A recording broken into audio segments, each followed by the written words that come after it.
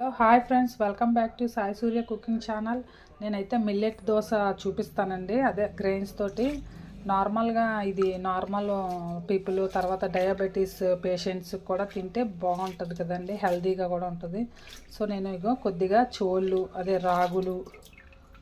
రాగులు అలాగే జొన్నలు, బ్రౌన్ రైస్, తర్వాత తొక్కుతో అదే పొట్టుతో ఉన్న మినప్పప్పు అన్నీ కూడా నానేసి ఉంచుకున్నానండి. ఇది గ్రైండ్ చేసుకొని నైట్ అంతా మనం రుబ్బు పెట్టి ఉంచుకోవాలండి, సోక్ చేసి ఉంచుకోవాలి. పిండిని బాగా పులుస్తుంది కదా, ఎర్లీ మార్నింగ్ దోశలు వేసుకుంటే అప్పుడు బాగా వస్తుందండి.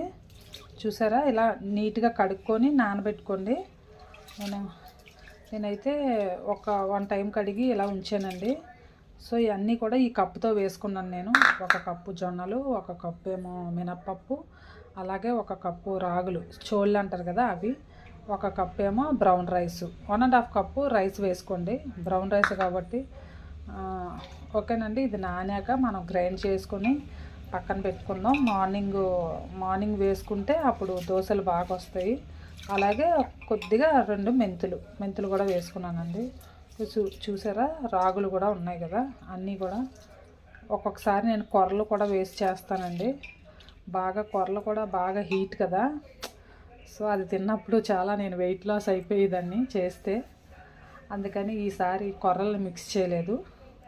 ఓకే, మనం దీన్ని మిక్సీ పట్టేసుకుందామండి. నిన్న చెప్పాను కదండి మిల్లెట్ దోశ, జొన్నలు, రాగులు, అలాగే బ్రౌన్ రైసు, తర్వాత అంటే కొర్రలు వేసుకోవచ్చు అన్నాను కదా, అయిపోయాయి. అవి వేయలేదు, నేను వాటితో కూడా వేస్తాను. 4 ఐటమ్స్ వేసాను కదండి ఇందులో. ఏంటి,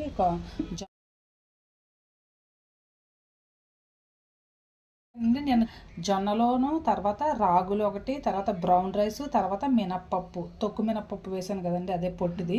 ఈ 4 ఐటమ్స్ వేసాను. కొర్రలతో కూడా వేసుకుంటే బాగుంటుందండి, అంటే వెయిట్ లాస్కి కూడా బాగా యూజ్ అవుతుంది. తర్వాత డయాబెటీస్ అంటే షుగర్ ఉన్న వాళ్ళకి కూడా షుగర్ని కంట్రోల్ చేస్తుంది. షుగరు అలాంటివి రాకుండా కొంచెం నార్మల్ పీపుల్ కూడా తింటే అలాంటి వాటికి కొంచెం దూరంగా ఉండొచ్చు. సో ఇప్పుడు నిన్న చెప్పాను కదండి, నైట్ అంటే రుబ్బి పెట్టుకుని స్టోర్ చేసుకొని ఉంచుకుంటే మార్నింగ్కి కొద్దిగా పుల్లగా రెడీ అవుతుంది. అప్పుడు దోశను వేసుకుంటే బాగా వస్తుంది. ఓకే, ఇప్పుడు దోశ స్టార్ట్ చేద్దాం. ఓకేనండి, స్టవ్ వెలిగించుకొని ఒక ప్యాన్ పెట్టుకుందాం. అలాగే కొంచెం ఆయిల్ వేసుకుందాం పైన. ఓకేనండి, ప్యాన్ హీట్ ఎక్కింది, దోశ వేసుకుందాం.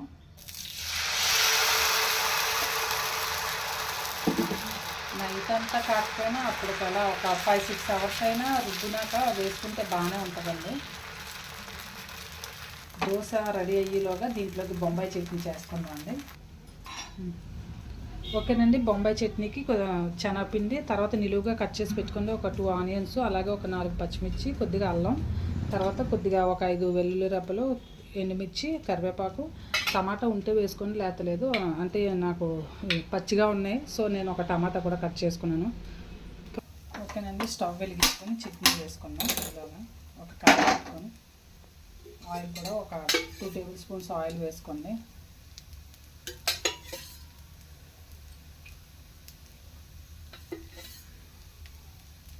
ఓకే, ఆయిల్ హీట్ ఎక్కింది కదండి, కొద్దిగా ఒక 1/2 స్పూన్ శనగపప్పు, అదే మినప్పప్పు, కొద్దిగా శనగపప్పు, అలాగే కొద్దిగా జీలకర్ర, కొద్దిగా ఆవాలు. అవి వేగుతున్నప్పుడు ఒక 2 ఎండుమిరపకాయలు వేసుకోండి. 2 అయినా 3 అయినా మన ఇష్టం.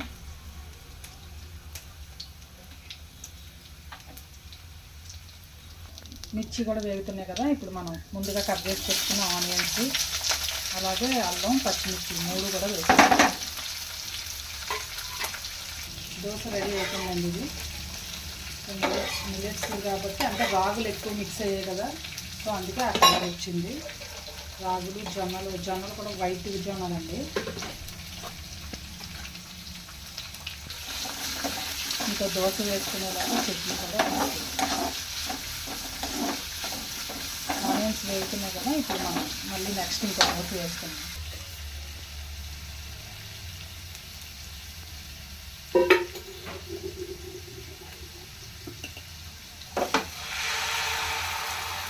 ఇది పలచగా కలుపుకుంటే బాగుంటుందండి ఈ దోశ.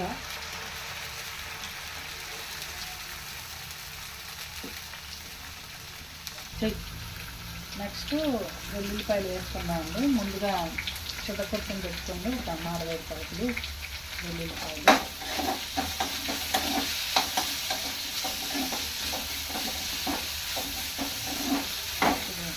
హై ఫ్లేమ్లో పెట్టుకుందాం. ఉల్లిపాయలు బాగా ఫ్రై అవ్వాలి కదా. నెక్స్ట్ టొమాటో కరివేపాకు వేసుకుందామండి. కరివేపాకు వేసుకున్నాం కదా. నెక్స్ట్ కట్ చేసి పెట్టుకుని ఈ టొమాటోని కూడా వేసుకుందాం. పండు లాంటివి అయిపోయాయండి. సో కాయలా ఉన్నాయి. ఇది వేగుతుంది కదా. అలాగే కొద్దిగా పసుపు కూడా వేసుకుందాం. పసుపు కూడా వేసుకున్నాం కదా, వేగుతుంది కదా. ఇది ఒక 2 మినిట్స్ వేగేలాగా ఇలాగ దోశ చూసుకుందామండి. ఇలాగ దోశ చూసుకుందాం. దోశ కూడా రెడీ అయిపోయింది. చూసారా, బాగా కాలింది.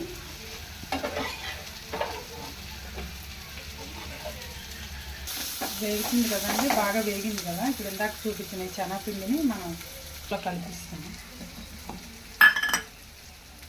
కొద్దిగా వాటర్ పోసుకొని బాగా కలుపుకోండి, ఉండలు లేకుండా. బాగా ఉండలు లేకుండా కలుపుకున్నాక అప్పుడు వేసుకోండి.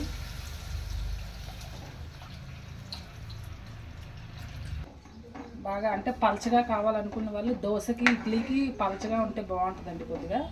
సో అది చిక్కగా అయిపోద్ది కదా, ఇంకొంచెం వాటర్ పోసుకుందాం. ఓకే, ఇప్పుడు ఇలా మొత్తం బాగా ఉండలు లేకుండా కలుపుకున్నాక ఇలా పోసుకోండి. నెక్స్ట్ కొద్దిగా టేస్ట్ సరిపడినంత, టేస్ట్కి తగినంత సాల్ట్ వేసుకోండి. అలాగే ఇంకొకటండి ఆప్షను, అంటే గరం మసాలా పొడి వేసుకుంటే కూడా చాలా ఎక్సలెంట్గా ఉంటుంది. సో నచ్చితే వేసుకోండి, లేతలేదు. నేను ఒకసారి ఇలా ప్లెయిన్గా చేస్తాను, ఒక్కొక్కసారి మసాలా వేసి కూడా చేస్తాను. ఇప్పుడైతే కొద్దిగా మసాలా పొడి వేస్తాను. కొద్దిగా వేస్తున్నానండి మసాలా పొడి. అంటే ఇది కొద్దిగా చిక్కగా చేసుకున్నాం అనుకోండి, పూరీకి తింటే బాగుంటుంది. పూరీకి మరీ పలచగా ఉంటే బాగోదు కదా. సో దోశకి ఇడ్లీకి అయితే కొంచెం పలచగా ఉన్నా చాలా బాగుంటుంది, ఎక్సలెంట్గా ఉంటుంది. ఓకేనండి, కంప్లీట్ అయిపోయింది చట్నీ. ఇప్పుడు మనం స్టవ్ ఆఫ్ చేసుకున్నాం. ఓకేనండి, మిల్లెట్ దోశ రెడీ అయిపోయింది. దానికి కాంబినేషన్గా బొంబాయి చట్నీ కూడా చేశాను. సో మీరు కూడా ట్రై చేసి, మీ ఇంట్లో ట్రై చేసి టేస్ట్ చేసి ఎలా ఉందో ఒక కామెంట్ పెట్టండి. అలాగే మీ ఫ్రెండ్స్కి కూడా షేర్ చేయండి. Like and subscribe my channel. డెఫినెట్గా అంటే కొర్రలు వాటితో కూడా చేసుకోవచ్చండి, బాగుంటుంది. నేను చెప్పాను కదా, ఇంకొకసారి మళ్ళీ చెప్తున్నానని అనుకోవద్దు. ఎనీవే బాయ్ ఫ్రెండ్స్, మళ్ళీ నెక్స్ట్ వీడియోలో ఇంకో వంటతో కలుద్దామండి.